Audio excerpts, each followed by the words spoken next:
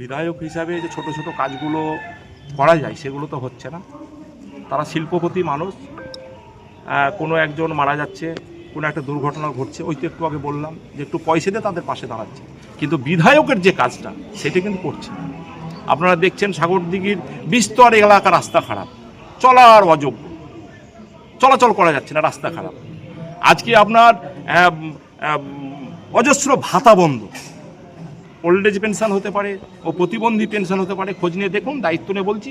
সামনে সোমবার অফিস খুলবে, দেখবেন যারা ভাতা পেত হাজার হাজার ভাতা আপনার বন্ধ হয়ে আছে, এগুলো বন্ধ আছে। আপনার এই যে লক্ষ্মী ভাণ্ডার নিয়ে বিধায়ক সাংসদরা ব্যস্ত, সেগুলো আপনার একটু স্কুটনি লাগান, হাজার হাজার বন্ধ হয়ে গেছে। তাদের পাশে থাকা দরকার, সেটা থাকছে না তো। তার মানে কি সাগরদিঘির বুকে প্রকৃত যোগ্য বিধায়ক হয়নি নির্বাচিত? না, আমি যোগ্য অযোগ্যের প্রশ্নে যাব না।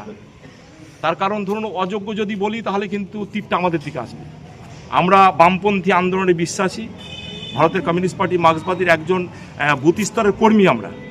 আমাদের পার্টি বলেছিল জাতীয় দলের প্রতীক এবং জাতীয় দলকে সমর্থন করতে হবে। 2023-এর বাই ইলেকশনে আমরা সমর্থন করেছিলাম, রক্তবিন্দু সর্বশক্তি নিয়োগ করে আমরা বিধায়ক নির্বাচিত করেছি। আজকে আমাদের সঙ্গে নেই, তাহলে আমরা জিতিয়েছিলাম, ভোট দিয়েছি, খেটেছি।